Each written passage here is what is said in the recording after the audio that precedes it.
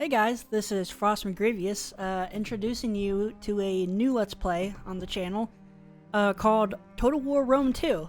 I know this is a little bit different than what I usually play, but at the moment I'm looking for another Let's Play to start. And this is a game I've been playing on and off for a while, for about 80 hours or so more, but I have a couple tricks on my sleeve in this game. Now I know what you might be wondering. Hey, what about the Pokemon Emerald Let's Play? Hey, what about the Spartan Total Warrior campaign? And yes, those two games are related. The Rome 2 game and the Spartan Total Warrior. They were made by the same developers. But the reason why I haven't finished those or continued those in a while is I've been having issues with my capture card, so I just need something to play for the moment until I can figure that out. But so I thought this was the perfect one, so I'd say we head right in to Total War Rome 2 Emperor Edition. And keep in mind, I am playing a... Oops, that is the wrong... I hit continue. No! I didn't mean to hit continue. Fuck. Alright, give me 1 second. Oh my goodness. Okay, I'm sorry about that. wouldn't be me if I didn't fuck it up already. Okay, so what I was saying, before I did the stupid, was I will be playing with mods, so if you are playing this along, or you want to pick this up and play this, and you play while you watch me or something like that, you will see some differences, some unit differences, some, I guess, just pure, looks. Some things might look a little bit differently, but the basic game is the same. So, in case you're wondering, don't freak out. It's just a couple mods. So, we have a couple factions here to start with. You got Rome, Carthage, you know what I mean, of Rome, Hannibal at the gates, yada yada. Successor kingdoms. These were the kingdoms after Alexander the Great fell. You got Egypt, or Ptolemaic Egypt rather. Seleucids, you got Macedon, and Bactria. All the way out here in the middle of fucking nowhere by Parthia, I suppose. The Greek states, you got Massilia, you got Sparta, Athens, Epirus. Depending on how well this Roman campaign goes, I might actually do other factions like Sparta. Yeah, you can play this game using other factions and not just Rome, even though it's called Rome. Or Rome 2, rather, I suppose. But yeah, that's cool. You got, well, what are these? Eastern empires, such Pontus, Parthia, Gallic tribes. I thought there was more Gallic tribes, but I guess by the time you actually play, I've already conquers all this shit anyway, at least for me. Britannic tribes, yeah, up here. Germanic tribes and Balkan tribes. It's pretty cool. And different tribes have different effects and such. Like here for Rome, marching order plus 15% movement range, and Roman legions plus 2 recruitment slots. So that's pretty cool. I will say Rome's probably the easiest one, just because you start out with quite a bit of territory, you're not pissing off too many people, and your troops are really good. That's probably one of the biggest reasons why they're so good. Now, within Rome, you have 3, I guess, houses you can pick from. I guess clans or I guess houses are probably the better term here. You got the House of Julia, House of Junia, and House of Cornelia. Now, Julia, each of these houses have a little bit different, I guess, house faction, I guess, abilities, you would say. So House of Julia, Barbarian Subduers, you get more attack against barbarian tribes, which I guess are, I guess in this game classifies it against like Celtic and Gallic tribes, I guess. And you get +6 to culture conversion. So you can turn things Latin faster.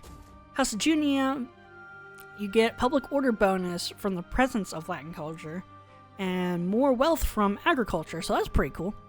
And then House of Cornelia, cultural assimilation, -50% public order penalties due to the presence of foreign culture. That's pretty good. And always serve -50% upkeep costs for all auxiliary units. So those are like native units. Like there's a lot of cavalry you can get up north for Romans, like Gallic Cav. You can have them join your armies. You know, they don't have to be pure Roman.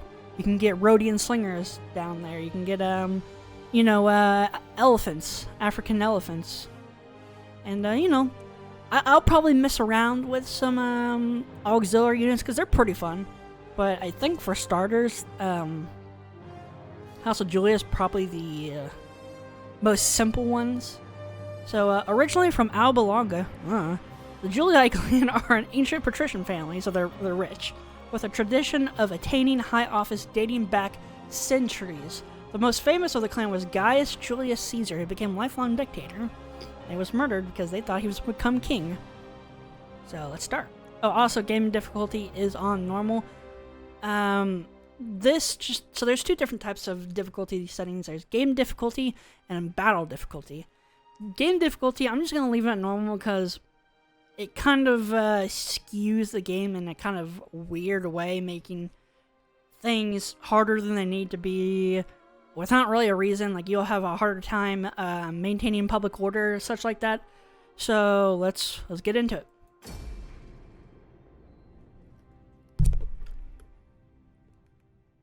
I gotta start off with a lovely Coke bumping the mic.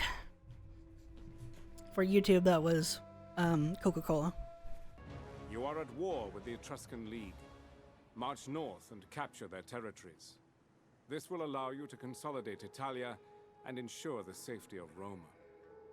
You must wage war if you hope to extend your dominion. Syracuse and Carthage own territory in Magna Graecia, so conflict with them is inevitable if you wish to expand across the Mediterranean. Otherwise, they may prove useful allies against Etruria or the Gaulish tribes to the north. Come what may, Rome will triumph.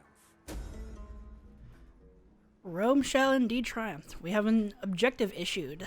I'm not even going to just attempt that. Control 2 provinces either by direct ownership or through cleansing. We'll try to get to that. So, got a lot of shit here to talk about. I'm not necessarily going to be doing everything in depth like a walkthrough. I'll try to mention stuff here and there as we go. But since there's a lot of stuff to talk about, we'll just kind of be skimming it. I got the base map, the province of Italia right here. It's Roma, Neapolis, Philauthry, and Arminium, so it is contested. Your goal is generally just to hold an entire province at a time, or else your people will not be so happy. Well, shit, that was a bad example. Better example is down here. Down in Magna Graecia, where we have people of other cultures. That might help. You see Latin is going down, Hellenic and Punic, or Hellenic is going up because Syracuse is Hellenic. And so that means their public order is not gonna be good. I should probably talk about the basics before going into that, but public order basically just amounts to how happy your town is. If it gets to minus 100, then they will rebel. Your goal is to try to just keep it in the positives. And if you keep it into the positives, you will have some good provincial effects, and if it's in the negative, it will be, well, bad. Here's your food. I believe, so certain, buildings and such will consume food from your total food supply, which is over here on the right. And, if it's in the negative, it just means how much they're consuming. If you move an army through, or if you leave an army to in a settlement, and it has a lot of negative food, I believe, then they will face attrition. So they will just continually lose guys, which is not good. So let's take a look at our guys. So we picked the Julii faction. So we start off with the family leader. He's a dictator, Lucius Julius Libo of Rome. What's his traits? It's 2 authority, which is basically how influential he is. 1 authority is just kind of like a stat here. I guess is like a characteristic of strength. It's his gravitas that influences how much, I guess, influence they have over the Senate right over here, the government. You want to try to get as much as you can to get better stats, I guess. More benefits. Other traits he has is he's generous, so he has minus tax rate, which isn't the greatest. But it's kind of offset by dictator, so he has good public order in the areas he's around. He has a higher tax rate when he's there, and in the local province. And the province, if I didn't say, is the region, I guess. You can see it with these borders. The province of Italia. Down here is the province of Magna Graecia. If you click on the names, it takes you there. Let's see. And upkeep for all land units. Whatever armies he has, their upkeep. Like if you click on a unit right here, it shows how much you have to pay this unit. All right, let's take a look at. Did I show provincial effects? I know I'm running all the way around. Don't worry, it will ease out. It will ease out as it goes on. Provincial effects. Let's see here in Rome. We get plus 15 wealth from all sources and plus 2 army recruitment capacity. I don't know if that is just in the province. It might be, or if it's everywhere. Let's see. Mount Vesuvius and region in Neapolis. You get plus 5 morale for all units, armies, and fleets. And plus 5 wealth from agriculture. And that's just faction-wide, so that's anywhere. It could be in the middle of butt-fuck nowhere over here, and it'll still apply. Summer, so the time of the year plays into effect. You get plus 1 public order and plus 5 wealth from agriculture, and it changes with the seasons. Indifferent populace. Why's my camera keep moving? Oh, probably just because I'm moving it. The people of this province are indifferent to your rules, so that's the public order is the general public order here, I guess, is they're indifferent. You know, it's yellow. It could be better. Here in Rome, I guess everywhere it starts at plus 0. So within the provincial view, you've got these arrows that just means they can be upgraded, and he shows you what it can be upgraded into. Certain things give you food. Can I click that and keep it up? Well, on the left side, you know, this village gives olive oil. That's a trade resource. It makes other regions want to trade with you more. You get more food, public order, and growth. And growth is determined, or it shows on this bar right here. And the more growth you have, the more your population will increase. Your population surplus. Sorry, I should say that. Not to confuse people who play with the DEI mod. That's a whole nother aspect. But the population surplus basically determines when you can expand your settlements. Cause some of them take 3, I guess, population surpluses. Some take 4, some take more. The more it's developed, the more it takes. That's why this has 3, this is 2, or this takes 3, this takes 4, rather. Take a look at our general. Let's see, our dictator. It's not that bad looking. So he has 4 units of Astati. These are basically your backbone. The young men are the armored front line of the Roman Legion. You got that right. They're cheap. They only cost 90 to upkeep. They cost 350 to recruit. I'm not really going to go into the stats because it's kind of confusing. Attack is the chance to hit someone. Weapon damage is how much they deal. You know, and I get split in between how much armor piercing damage they have, because your units have armor. There's melee defense. I guess it determines the chance of being hit in armor. I guess subtracts that somehow, and then that is put upon your health of how much you can take. Morale is how much morale, morale is how much morale you get. Morale is how much, I guess, just like this says, a unit with high morale is less likely to rout in the face of danger. So if they're taking a lot of damage and they're like up to a third in their unit count, their higher morale means they'll stick around longer, they'll fight longer, they'll be more likely to reappear in battle if they're routed. And if they're routed, that means they run away. Right here, the health, that just means how many men is in this unit. So you have 160 in here, you got 40 in here, 120 in here. Velites and levies, these are your very light missile infantry, your missile units. Let's see. Velites, they're a little bit better than the levies. Rome doesn't really have that good of missile units just because they use a lot of javelins.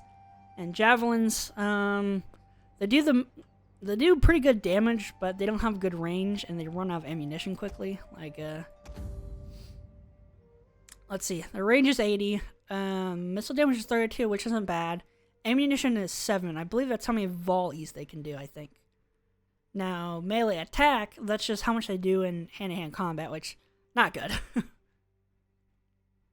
But these velites, they can do flaming shots, so they can light their javelins on fire, whereas the levies can't. We got a fleet here.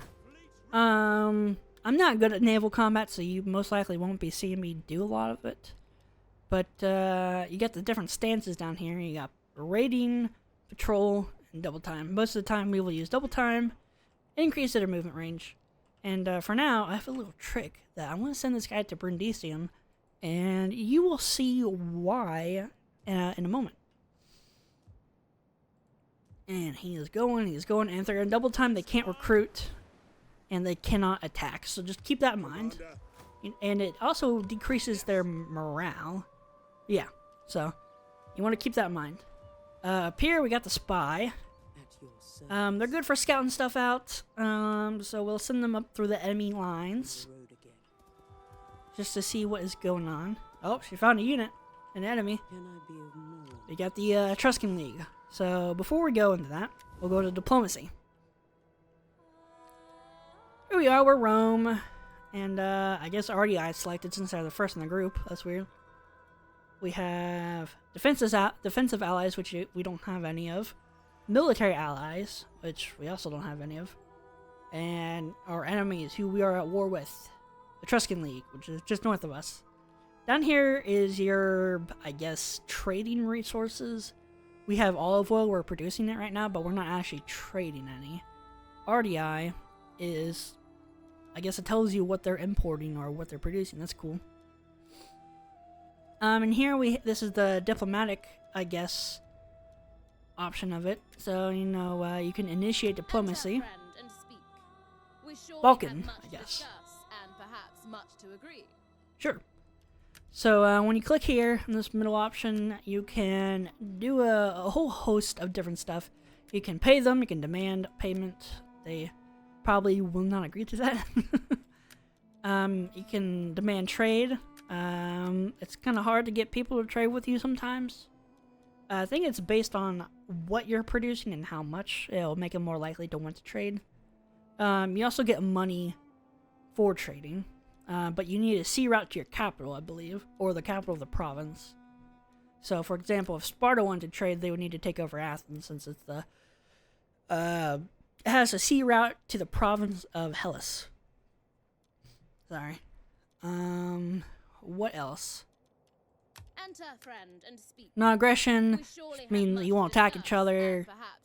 Client state, basically they become your puppet state, but they still have some political or they still can like wage wars and stuff. But your satrapy is like an even closer puppet state. They can't have any political ties. They can't declare war on anyone. Well, they have to declare war on for your sake, but they can't declare war on anyone else without breaking it. Military access means you can walk through enemy or others' territory without having issues, and other such like that. And we'll get to the rest of them in due time. And this video is already super long and I haven't done anything, so let's get on with it. So right now we have a force of 3 men strong. The champions of Uni. Rex is leading them. Well, I'd say that is not really much of a force now, is it? So we will have at your command. Our dictator, Julius Lucius Libo. We will have them attack. You can just move your mouse over to an enemy or a settlement, wherever you want to attack, and a sword icon will appear. Left click to inspect, and then right click to declare an attack. This is important when you try to land land by sea and try to attack, because it can become pretty janky. The battle interface. Your forces, we're deploying 1,280 units. They got 360. So the balance of power, which is right here, is drastically in our favor. We are the yellow, they are the red. And also, we're on the left, they're on the right. The region is Velothri. I believe that is closest city, something like that. Terrain is light forest. As you see, there's forests and wine, I guess. What is that? I'm not really sure. We got 3 options. You have All Resolve, Fight, and Retreat. I believe in cities you get another one called Siege, and we will get into it.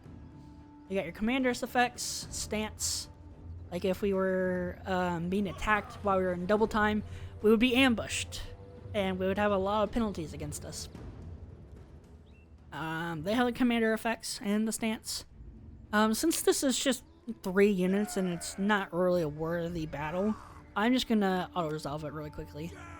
I'm not entirely sure how to auto-resolve calculates it. Maybe it's a combination of your men compared to theirs and the quality of yours. I'm not sure. You can trick the auto-resolve really easily, but it can also be really weird in their favor. So these are the stances and your predicted outcome. So none of them matter, so we'll just go aggressive. Also, it kind of does matter what style of units you have. Like, if you have really defensive spearmen, you kind of want to go into protective stance, because they do matter. Took a bit of damage here, huh? So yeah, decisive victory. We only lost 94, and we killed 319. They lost 360, and only killed 94. So, some of them probably due to friendly fire and such, and being captured or whatever. So we can either release, enslave, or kill. Since we got all of them, we will just release them for the extra money, I guess. Because enslaving them can be kind of weird with your public order, because they don't like slaves and such. But it does increase your slave population, and that helps increase your economic effect. But you see, 5.7% for economic effect, but public order is -3. And we will go into this sometime later, because there's too much shit. I want to get one battle in by the time this video is over, which, oh my god, already 23 minutes. Jeez. And he leveled up already. Now this is where one of the mods is going to come in. If you're playing this is going to look a little bit differently. But it's essentially the same thing, except you can pick more effects earlier than, having to level up, and some effects being locked behind, higher levels or stars or whatever. I think I didn't know you already had one to start with. Maybe that changes on which character you have or whatnot. So the first one I'm gonna pick, when I usually pick, I gotta find it. I guess I want to start with campaign map movement speed, because it means you can move further on the map, you can catch enemies easier, you can run away easier. So to get this one, we need to get the Commander of Men one until it so it unlocks that tree, and then we get a second one, so kind of like a freebie, I guess. So we can actually pick a skill. But this actually does stuff too, like gives you authority, gravitas, and a ability. So right here we have the technology tab. Basically, it helps unlock certain stuff for your faction, I guess. So it's broken up into the military research and the civil research. So, and these are locked behind, I guess, the first stage. So military, this gives access to the auxiliary camp and the manipular barracks. That lets us recruit better in different units. This one gives us 1% wealth from agriculture and let us build cattle pens. So, I would say first off, I would get this so you can immediately start on recruiting the different better units, and then we can start on with the civil research. So you just click on it, it'll be yellow. You click it again, and the yellow turns off, that means you're not researching anything. Also tells you right here. And also if you try to end your turn, it's like, hey dumbass, you're not researching anything. This is your trade and finances tab, tax level. People get pissed off when it's too high, like if I put up here. Yeah, they're really fucking pissed off. Income next turn. How much income you currently have, how much you'll get next turn, how much food you have. You don't really want this to be in the negative, and the more of it you have, the faster you will replenish. The season and the time of the year. Here's your objectives. Here's our current one right now, just control 2 provinces, so that will probably be Italia right here, and then Magna Graecia right here. Or it might be Corsica and Sardinia right here. Or, I guess, the island of Corsica and Sardinia right here. Let's see. Next objective. Yeah, I just said Italia and Magna Graecia. Kill the Etruscans. And be at war with Carthage. So, these guys. The Punic Wars. And then our overall ultimate objectives is to control all 6 of these provinces. So, Italia, Magna Graecia, and Antiqua, which is all the way over, but fucking over here for some reason. Armenia, Africa, and Britannia. Maintain 180 units, and so those aren't individual. I don't believe those are individual men, because we would already have that. But 180 unit cards, and then 60 naval units, which we have 3 of. So we'll probably hold more than that. You know, we might go in here in Egypt, we might go to Greece and such, Rhodes, Crete, Cyprus, stuff like that, across the coastline of Africa. Maybe go up here in France and Germany and Spain, I guess. Show a mainland battle. Let's do that real quick. Let's we can attack Valothri with this force. I've done it. Valothri has a garrison of 6 men, so when we attack, this is what's going to come out. And this is what we got. This right here is the holdout time, so you can encircle and lay a siege. After 2 turns, if they don't attack you, then you will automatically, they will capitulate, they will surrender. So we will not do that. But if you do that, this skull will appear. This just means that you are facing attrition. So if you lay siege and we are in enemy lands, our numbers will slowly dwindle. So will theirs. So that could be a good idea for taking on a really big settlement that you're just not prepared for. So let us assault.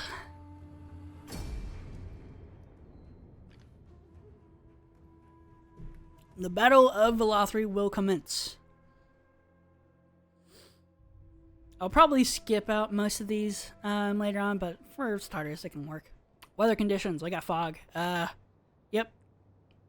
The weather can change your effects, but we will wait them out. We want a dry day. Rain. We can't use flaming arrows. No, we don't want that.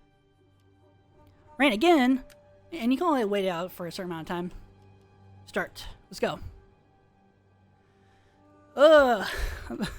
These first episodes are going to be a little bit longer than normal. Or I guess these episodes are going to be a little bit longer than traditional episodes, I guess. So we got a bit of a smaller army at the moment, so we might not want to break them apart right now. Our Hastati, these are our infantry units. Ooh, look how close I can get. So these guys, they're going to be our bread and butter for a while.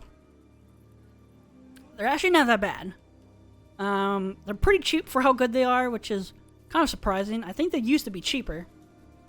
But then they increased the price of it, which they are still dirt cheap for how effective they are. So they're probably going to be our bread and butter for a while until we can get our economy under control. This is our general. He is a cavalry bodyguard, so he's on horse. Now these guys are not that good against infantry in a prolonged hand-to-hand combat. So you want to rush them in and then pull them out. But we will try to use them and not get them killed. So what? How do we want to do this? The yellow is our deployment zone. You know, you can left-click, select a unit, and then right-click, move them. And yeah, basically like that. And we cannot deploy. I guess this is the border. Yeah. And they can deploy within this zone, I think. Or no. They can either deploy within this zone or this zone, but we cannot deploy further than this zone. So they probably deploy inside this zone. So probably what we want to do, we want to grip up this so that we can command them as one unit. We don't really... I'll try not to use this unit since he's weak, but I'll probably keep him on the flank or something behind and reserve the flank around and hit the enemy. Our velites, our spear truckers, our javelin men, they will be kind of our screening force, our auxiliaries, our missile units. They're a lot lighter. They can throw it from a range, but you don't want them to get in hand-to-hand combat because, well, I guess it's not terrible, but, low morale, General, let's see. Oh, where is this guy? Oh. General, you can kind of use them offensively, but be careful because your general can die. Sometimes they can die really early. Sometimes I've had them be the last unit in a force. It just kind of depends. This blue ring right here around the general, that's his area of influence. If you keep your units within that influence, they get an increased morale.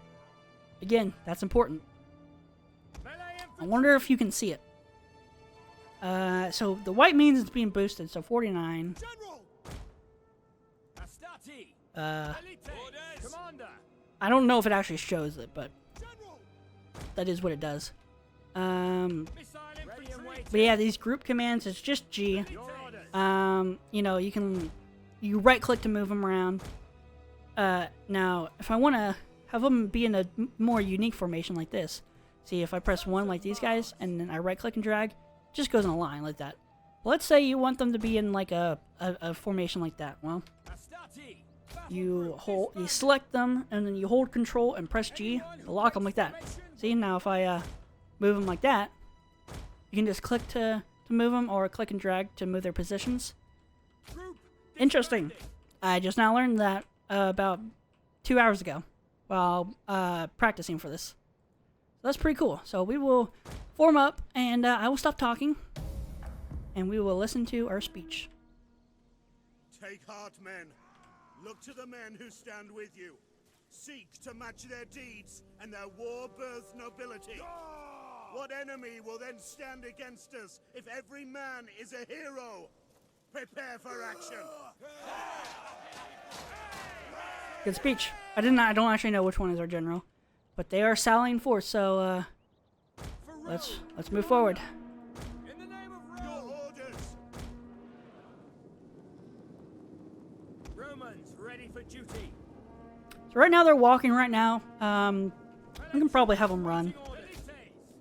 You'll put these guys on skirmish mode. Means that if they get into trouble, they will retreat. What the fuck are you guys doing? Quick march. General, advance at speed. Jupiter gives us strength. On me. And so they're charging. So we will countercharge. And oh, there they go. Pull back a bit. General, we await orders. Advance at speed. General, Kind of want these guys to be there.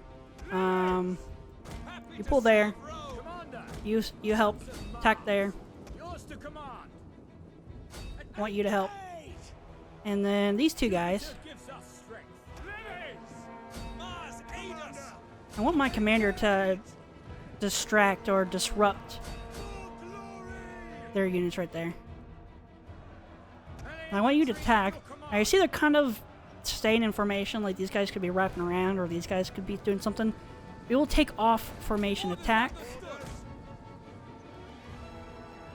And it should help them be better. Pull back. You push forward. I want you to attack. Our general is under attack. Which one's mine? Oh, I put my general in there. Ooh, that's kind of risky.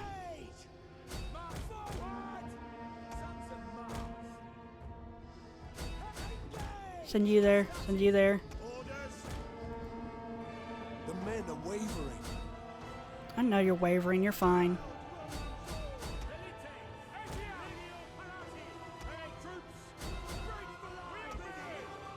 No, I don't want you to attack. I want you to attack.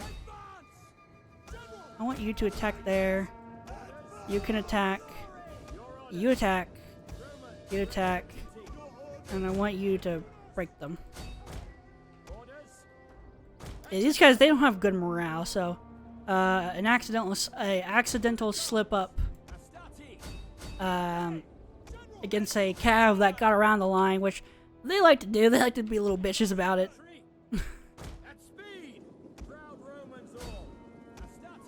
So you attack there, and my general is mopping them up. Victory! We can end the battle. Decisive. Yeah, we probably lost more than we probably should have. But, you know, it's fine. I played a little bit loose. That's fine. And it took 3 minutes. But they had, like, no garrison. But that can change over time. But here you can get some words of wisdom. And, oh, well, I guess never mind. I guess we're getting the word of the sword.